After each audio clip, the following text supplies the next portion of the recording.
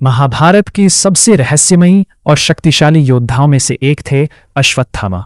उनकी कहानी केवल युद्ध की नहीं, बल्कि गरीबी, अपमान, क्रोध, बदले और अमरता के श्राप की कहानी भी है। अश्वत्थामा महान गुरु द्रोणाचार्य और उनकी पत्नी कृपि के पुत्र थे।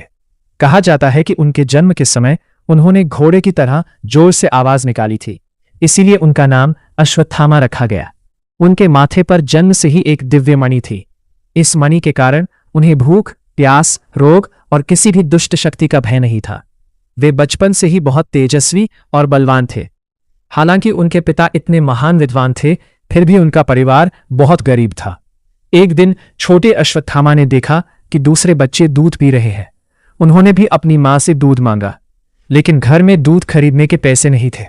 तब उनकी मां ने आटे को पानी में घोलकर उन्हें पिला दिया। अश्वत्थामा उसे ही दूध समझकर खुश हो गए। जब द्रोणाचार्य ने यह देखा तो उनका हृदय टूट गया। उन्होंने ठान लिया कि वे अपने पुत्र को गरीबी में नहीं रहने देंगे।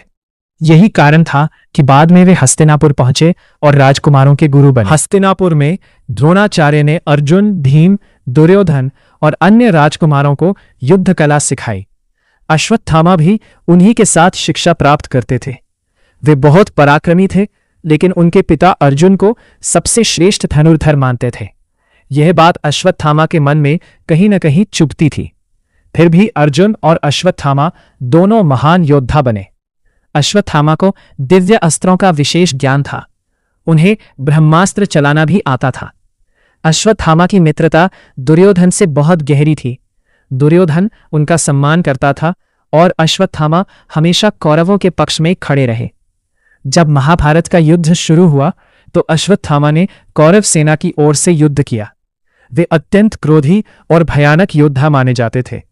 युद्ध में अश्वत्थामा ने कई बड़े योद्धाओं को पराजित किया, लेकिन युद्ध का सबसे दुखद क्षण तब आया जब उनके पिता द्रोणाचार्य की मृत्यु हुई। पांडव जानते थे कि द्रोणाचार्य को हराना कठिन है। तब एक योजना बनाई गई।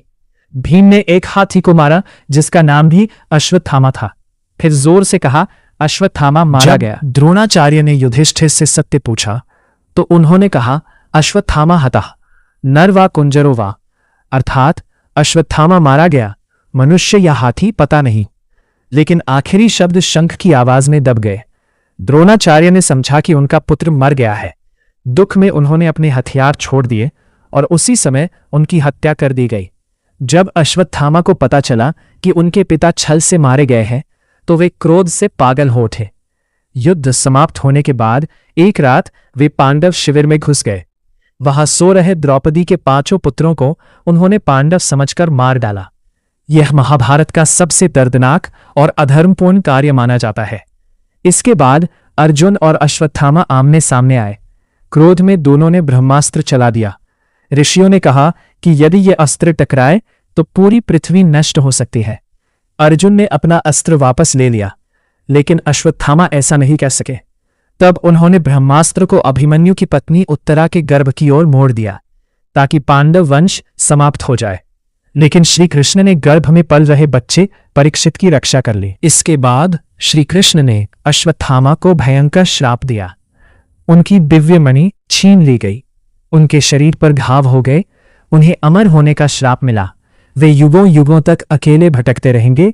कोई उन्हें सम्मान नहीं देगा। कहा जाता है कि अश्वत्थामा आज भी जीवित है और पृथ्वी पर भटक रहे हैं। कई लोक कथाओं में दावा किया जाता है कि उन्हें जंगलों या पुराने मंदिरों में देखा गया है, लेकिन इसका कोई प्रमाण नहीं है। महाभारत में अश्वत्थामा की कहानी हमें सिखाती है कि क्रोध और बदले की आग इंसान को विनाश की ओर ले जाती है। वे महान योद्धा थे, लेकिन एक गलत निर्णय ने उनकी पूरी जिंदगी को श्राप में बदल दिया।